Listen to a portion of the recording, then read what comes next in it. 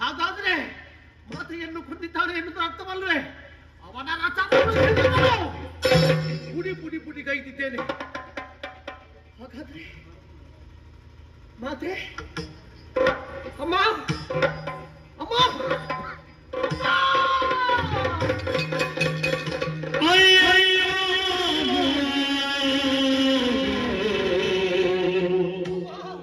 ಅವನಿಗೆ ಅಬಲೆಯನು ಸಗಣಿಗೆ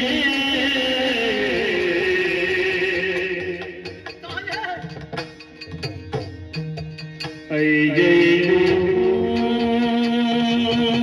ಅವನಿಗೆ ಅಬಲೆಯನು ಸಗಣಿಗೆ ಮೈಯ ಚಾಚುವ ದಾಗಿನಲಗಿ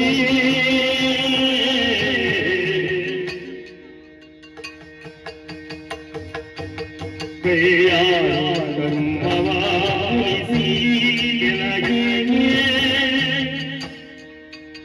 ಕೈಯಾರೆ ಗಮ್ಮವ ಉಳಿಸಿ ಕೆಳಗೆ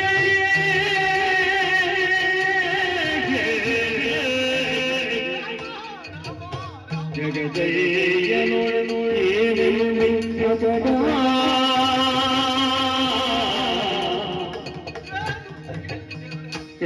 ಕೈಯಾಗಮ್ಮವ ಉಳಿಸಿ ಕೆಳಗೆ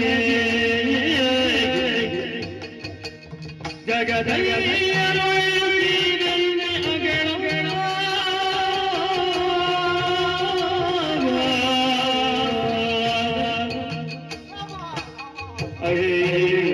ಅವನಿಗೆ ಅಬಲೆಯನು ಸಗಣಿಗೆ ಅವನಿಗೆ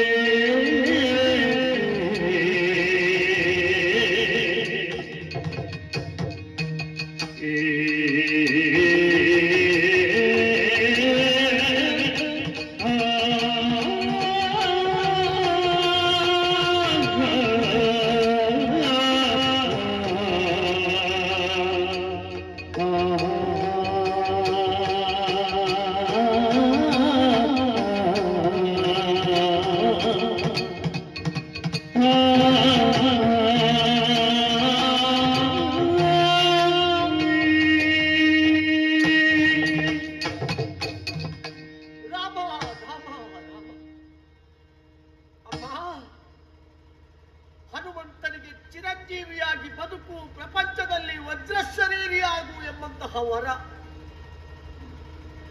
ಯಾಕೆ ತಾಯಿ? ಈ ದೃಶ್ಯವನ್ನು ಕಣ್ಣಾಲಿಗಳಲ್ಲಿ ತುಂಬಿಸಿಕೊಂಡು ಕಣ್ಣ ನೀರನ್ನು ಧರೆಗೆ ನಾನು ಇಳಿಸುತ್ತಿರುವಾಗಲೂ ಸಾಯ್ಲಿಕ್ಕಾಗುವುದಿಲ್ಲಲ್ವ ತಾಯೇ? ಅದಕ್ಕಾಗಿ ನನಗೆ ಆ ವರವನ್ನು ಕರುಣಿಸಿದ್ರೆ ದೇವರು.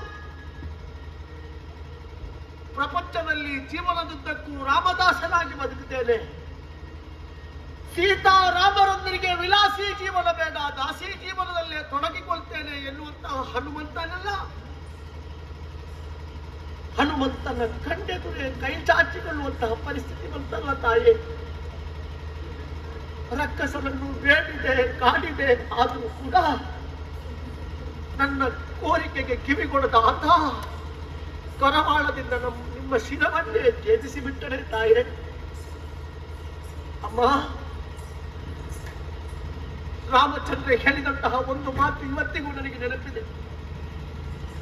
ಹನುಮ ಪ್ರಪಂಚದ ಸರ್ವಶ್ರೇಷ್ಠ ಯಾವುದು ಸಿಗುತ್ತದೋ ಅದು ನನಗೆ ಬೇಡ. ನನಗೆ ಬೇಕಾದ್ದು ಸೀತಾ ಮಾತ್ರ. ನನ್ನ ಸೀತೆ ನನ್ನ ಬಳಿಯಲ್ಲಿರಬೇಕು, ಅವಳು ಕ್ಷೇಮದಿಂದಿರಬೇಕು ಹನುಮ. ಅದಕ್ಕಾಗಿಯೇ ಉಂಗುರವನ್ನು ಹಿಡಿದುಕೊಂಡು ಬಂದವ ತಾಯೇ. ಉಂಗುರದ ಮುದ್ರೆಯನ್ನು ನೋಡಿ ತಮ್ಮ ಕಣ್ಗಳಿಂದ ಧಾರಾಕಾರವಾಗಿ ನೀರನ್ನು ಸುರಿಸಿದವರು ತಾವು. ಅಂದೇ ನಿಮ್ಮನ್ನು ಲಂಕೆಯಿಂದ ಇತ್ತೆ ಕರ್ಕೊಂಡು ಬರಬಹುದಿತ್ತು, ಆದರೆ ರಾಮನ ಆಜ್ಞೆ ಇರಲಿಲ್ಲ ತಾಯೇ. ಜಗದ ಜೀವದ ಸೂಡು ಶ್ರೀರಾಮಚಂದ್ರ ನನ್ನಲ್ಲಿ ಬಂದು ಕೇಳಿದರೆ, ಹನುಮ ನಿನ್ನ ಕಣ್ಣೆದುರಲ್ಲಿ ನನ್ನ ಸೀತೆಯನ್ನು ಕೊಂದು ಬಿಟ್ಟಾನೆ ಅಂತ ಕೇಳಿದ್ರೆ ಉತ್ತರ ಎಲ್ಲಿಂದ ಕೊಡ್ಲಿ ತಾಯೇ? ಅವನಲ್ಲಿ ಹೇಳಿದ ಹಾಗೆ ಹೆತ್ತ ತಾಯಿ ಒಬ್ಬಳು, ಹೊತ್ತ ತಾಯಿ ಒಬ್ಬಳು. ಆದರೆ ಕರುಣ ಬಳ್ಳಿಯ ಸಂಬಂಧ ಏನು ಅಂತೇಳಿ ನನಗೆ ಈಗಲ್ಲ ತಾಯೇ. ನಿನ್ನನ್ನು ನೋಡಿದ ಅಂದಿನಿಂದ ನೀನೇ ನನ್ನ ತಾಯಿ, ನೀನೇ ನನ್ನ ಸರ್ವಸ್ವ ಎಂಬುದನ್ನು ತಿಳಿದುಕೊಂಡವ ಈ ಹನುಮ ತಾಯೇ. ರಾಮಚಂದ್ರ ದೇವರು ನನ್ನಲ್ಲಿ ಬಂದು ಕೇಳಿದ್ರೆ ಏನು ಅಂತ ಉತ್ತರ ಕೊಡ್ಲೆ ತಾಯೇ? ಅತ್ತ ಸಾಯಲಿಕ್ಕೂ ಆಗುವುದಿಲ್ಲ, ಇತ್ತ ಬದುಕಲಿಕ್ಕೂ ಆಗುವುದಿಲ್ಲ ಎನ್ನುವಂತಹ ದೊಡ್ಡ ಪರಿಸ್ಥಿತಿಯಲ್ಲಿ ನನ್ನ ಜೀವನ ಆಯ್ತಲ್ಲ. ರಾಮ ರಾಮ ರಾಮ ರಾಮ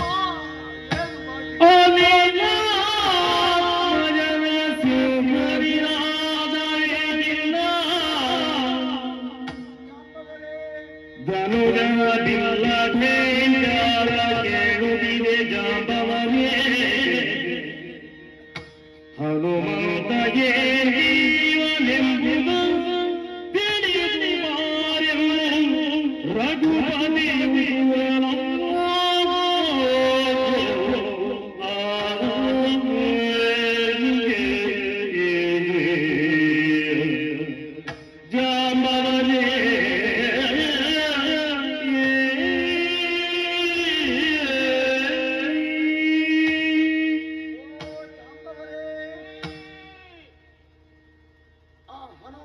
ಸಿಂಹನಾದ ಕೇಳಿಸುತ್ತಾ ಇಲ್ಲ, ರಾಕ್ಷಸನ ಇಲ್ಲ ಝಂಕಾರವೇ ಕೇಳಿಸುತ್ತಾ ಇದೆ. ಕಣ ಮಧ್ಯದಲ್ಲಿ ಏನು ನಡೆಯುತ್ತಾ ಇದೆ ಎಂಬುದನ್ನು ನೋಡಿ ಬರುತ್ತೀರಾ?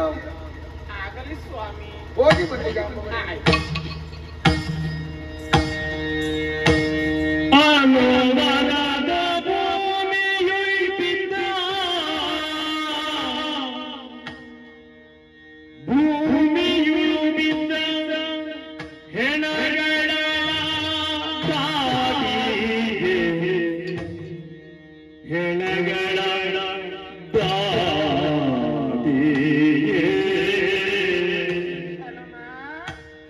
ಘನರಥ ಅಶ್ವಗಳ ಹತ್ತಿಗೆ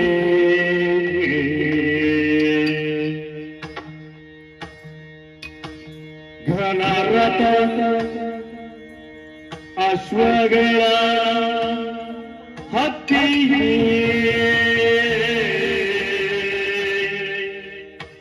ಇಳಿದು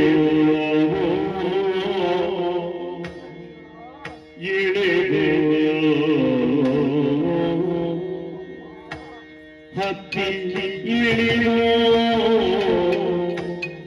ಬಳಲುತ್ತ ಹನುಮನ ದೂರದಿಂದ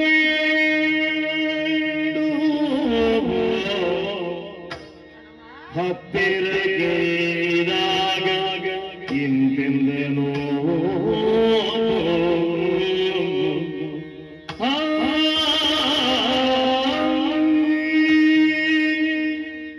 ಹನುಮಂತ, ಜಾಂಬವರೇ, ನಾನು ಜಾಂಬವ. ಜಾಂಬವರೇ, ನಿನ್ನ ಹಾಗೆ ನೀನು ಕುಳಿತುಕೊಂಡಿದ್ದೀಯಾ?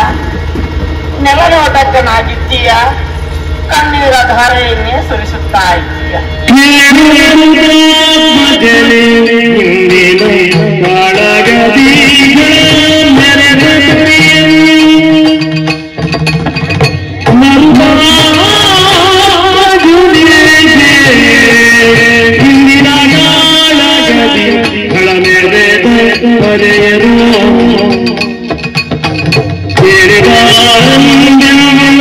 ಕಣ್ಣಿನ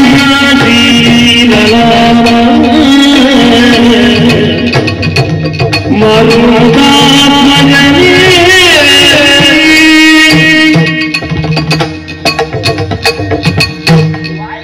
ಹನುಮ, ಜಾಂಬವರೇ, ಹಾಗಾಗಿ ನಿನ್ನನ್ನು ಮರತಾತ್ಮಜ ಅಂತ ಕರೆಯುತ್ತಾ ಇದ್ದಾರೆ.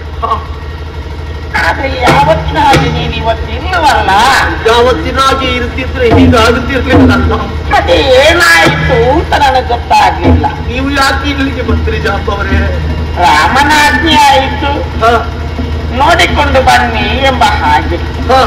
ಬಂದವನೇನು ಹಿಂತಿರುಗಿ ಬರ್ಲಿಲ್ಲವಲ್ಲ. ಆ ಬಿಸಿ, ಆ ಕೋಪದಲ್ಲಿ ಅಲ್ಲ, ಆ ಬೇಸರದಿಂದ ನನ್ನನ್ನು ನೋಡಿಕೊಂಡು ಬನ್ನಿ ಅಂತ ಹೇಳಿದ. ಯಾವ ಮುಖವನ್ನು ಹೊತ್ತುಕೊಂಡು ಅಲ್ಲಿಗೆ ಬರ್ಲಿ ಸ್ವಾಮಿ? ನಿನಗೆ ಏನಾಯಿತು ಮಗ? ಯೋ ಜಾಂಬವ ದೇವ,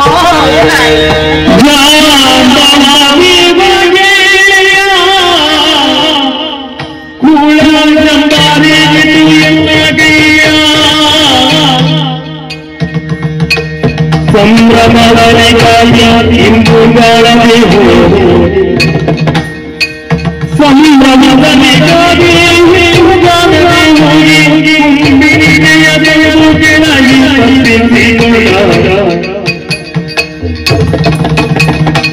ಜಾಂಬವದೇವ ಕೇಳಯ್ಯ ಹುಳಗಾರಿದು ಎಲ್ಲ ಕೇಳ.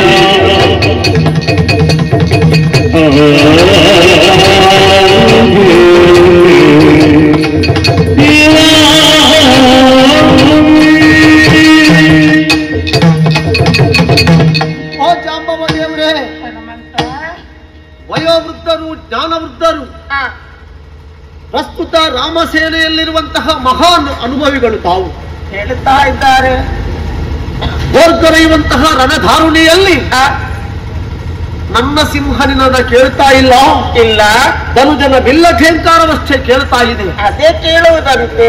ಹನುಮ ಯಾಕೆ ಬರಲಿಲ್ಲ ಎಂಬುದಾಗಿ ನೀವು ಬಂದಿರಿ. ಕುತೂಹಲ ಹೆಚ್ಚಾಯ್ತು ಮಗ ನನಗೆ. ನಮ್ಮ ದೇವರಾದಂತಹ ಶ್ರೀರಾಮಚಂದ್ರ ನಿಮ್ಮನ್ನು ಕಳುಹಿಸಿದರೆ ಸ್ವಾಮಿ, ಯಾವ ಬಾಯಿಯಲ್ಲಿ ನಾನು ಆದಂತಹ ಪ್ರಕರಣವನ್ನು ವಿವರಿಸಲಿ ಹೇಳಿ. ಹೇಳದಿದ್ರೆ ಗೊತ್ತಾಗುವುದಾದ್ರೆ ಹೇಗೆ ಮಗ? ರಾವಣನ ಸುತನಾದಂತಹ ಇಂದ್ರಜಿತ್ ಎನ್ನುವವ ಮಾಯಕದ ಮೂಲಕ ಮಾಯಾ ವಿದ್ಯೆಯನ್ನು ಉಪಯೋಗಿಸಿ ಶರಪ್ರಯೋಗಕ್ಕೆ ಮುಂದಾದ. ಹೌದೇ?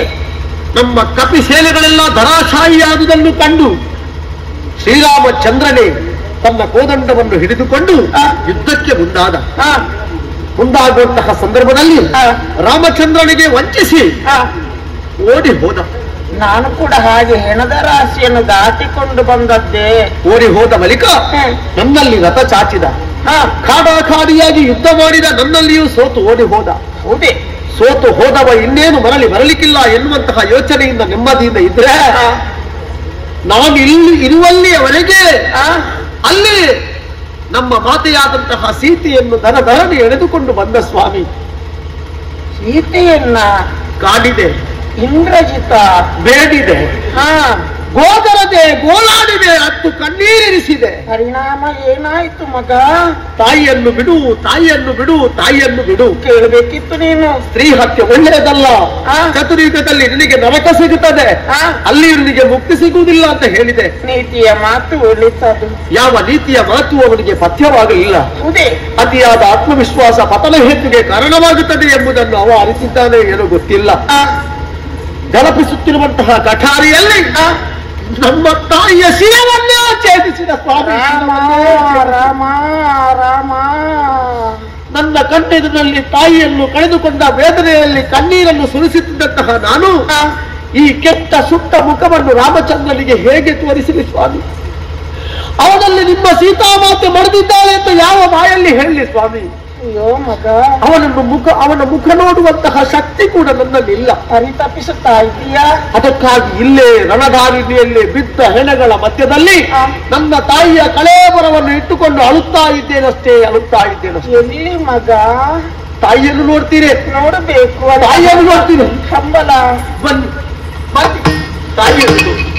ಅಮ್ಮ ರಾಮ ರಾಮ, ಅಮ್ಮ ರಾಮ ರಾಮ. ಮರಳು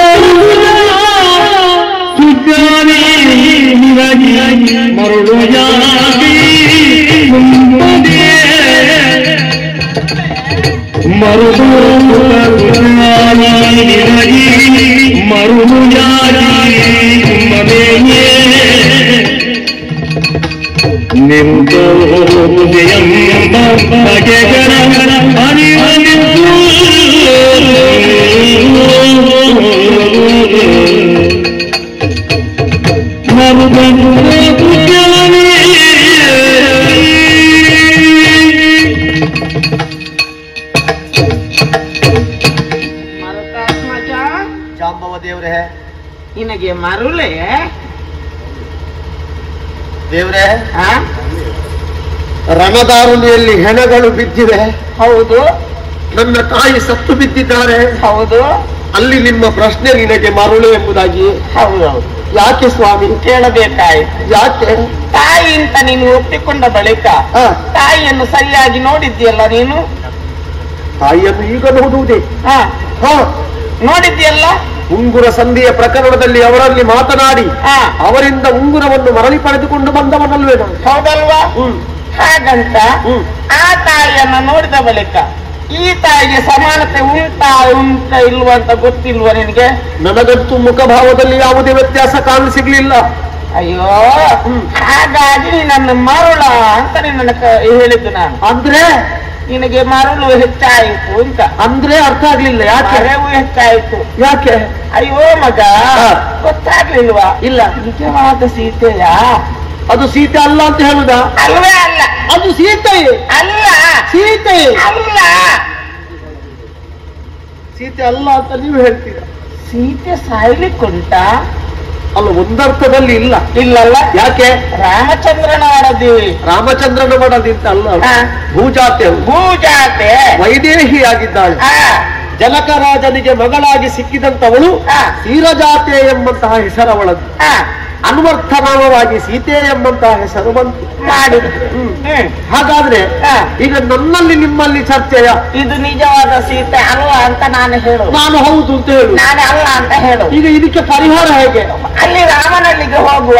ಹೋಗುವ ಹೋಗುವ ಕರ್ಕ ತಕೊಂಡು ಹೋಗುವ. ತಕೊಂಡು ಹೋಗುವ. ನೋಡುವ. ಹಿಡ್ಕೊಳ್ಳಿ. ಬಾ ಬಾ ಬಾ. ನೀನು ಎಲ್ಲಿ? ನಾನು ತಲೆ ಹಿಡಿತೇನೆ, ನೀವು ಕಾಲು ಹಿಡಿಯಿರಿ. ನನಗೆ ಎಲ್ಲಿ ಆಗಿತ್ತು, ಹಾ. ನಾನು ಎಲ್ಲಿ ಹಿಡಿಯುತ್ತೇನೆ. ಹಾ. ಆದ್ರೆ ಮಲಗಿದ್ದ, ನಿದ್ದೆ ಮಾಡಿದಾಗೆ ಮಾಡಿದ್ದ. ಸರಿ, ನೀನು ಇಲ್ಲಿ ಬಾ. ನಿಮಗೆ ಕಾಲಾಗುದಿಲ್ವಾ?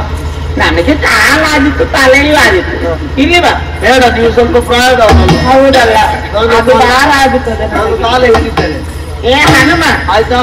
ಏ ಹನುಮ, ಓ, ಇದು ನನಗೆ ಹೆಚ್ಚಾಗಿತ್ತ? ಯಾಕೆ? ಭಾರ ಉಂಟಲ್ಲ, ಹಾಗಾದ್ರೆ ಕಾಲಲ್ಲಿ ಹಿಡಿಯಿರಿ.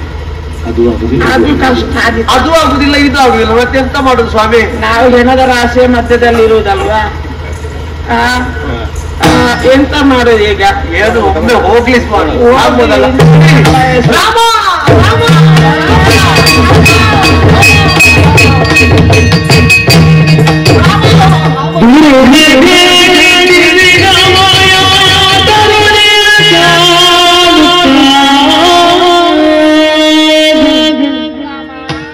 ರಘುರಮಿಯ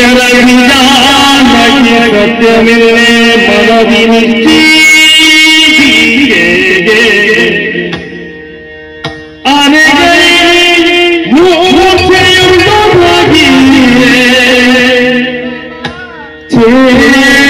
ಚೇತರಿಸುತ್ತಾಗಲೇ ಸತಿಯ ತೊಡೆಯೊಳಗಿರಿಸಿ ನರರಂಗದಲ್ಲಿ ರಾಮ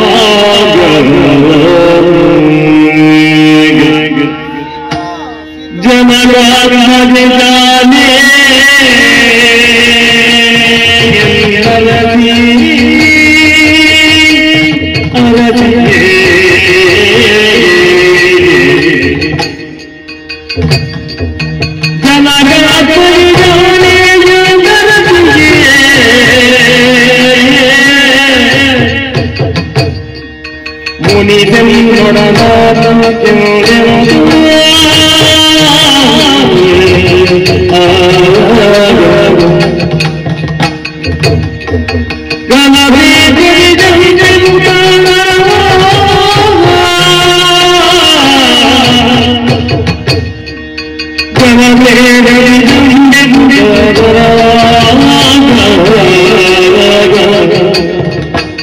ಮನದನಿಯೇ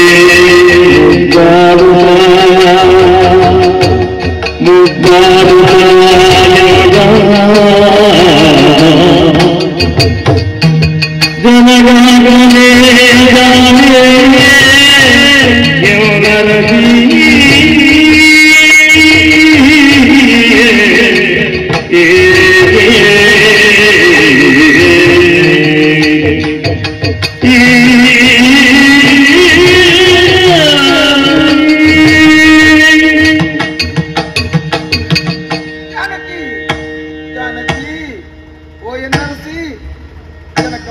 ಆದಂತಹ ನೀನು ನನ್ನನ್ನು ಕೈ ಹಿಡಿದು ಅಯೋಧ್ಯೆಯ ಅರಮನೆಯನ್ನು ಬೆಳಗಿದವನು ನೀನು.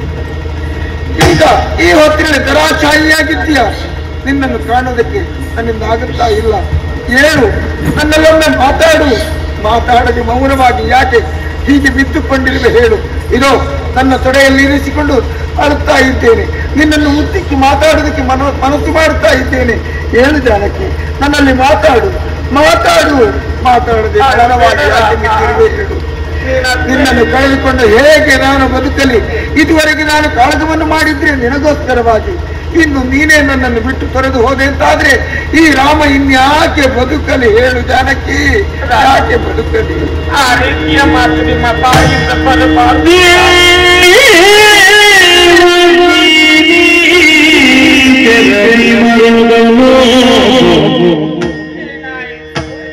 ಈ ಕೆಳದಿ ಬಾಳುಗಳು ವಿಭೀಷಣನೆಂದ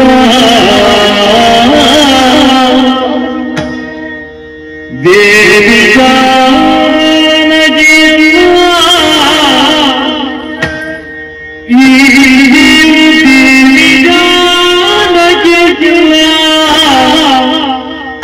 ನಮ್ಮವರ ಕಪಟವಿದು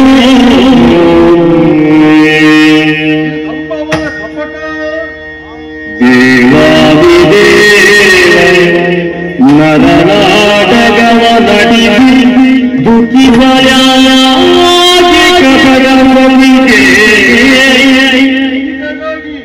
ನರನಾಟಕವ ನಟಿಸಿ ದುಃಖಿಸಯಾಗಿ ಕಪಟವಿಗೆ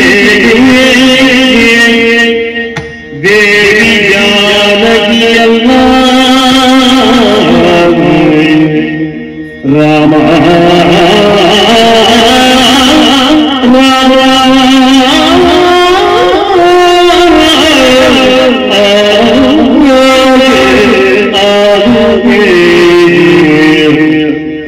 ಶ್ರೀರಾಮ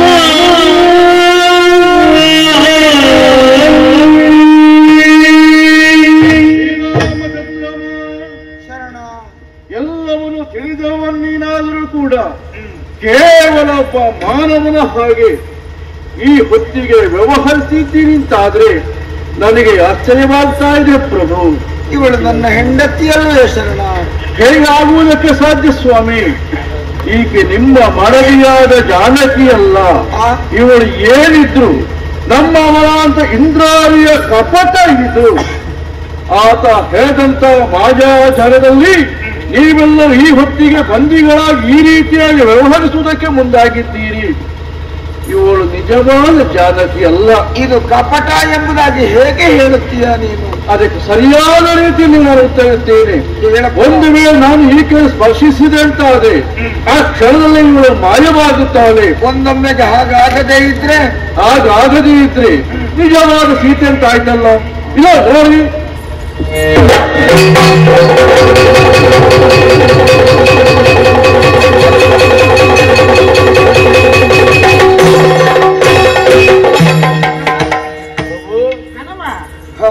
ಹಾಗಿದ್ರೆ ನಿಜವಾದ ಸೀತೆ ಎಲ್ಲಿ ಎನ್ನುವ ಪ್ರಶ್ನೆ ಇನ್ನೂ ಉಳಿದಿಲ್ಲ. ಆಕೆ ಅಶೋಕಾವನದಲ್ಲಿದ್ದಾಳೆ. ಹಾಗಿದ್ರೆ ಅಲ್ಲಿ ನನ್ನ ಮಡದಿ ಸೀತೆ ಬದುಕಿದ್ದಾಳೆ ಎಂಬುದನ್ನು ನಿಜವನ್ನು ತಿಳಿಯಬೇಕು ಅಂತಿದ್ರೆ ಹೋಗಿ ನೋಡಿ ಬಂದವ ಹನುಮಂತ. ಅವನನ್ನೇ ಅಟ್ಟಿ ತಿಳಿದು ವಿಷಯವನ್ನು ತಿಳಿಯೋಣ. ರಾಮ ರಾಮ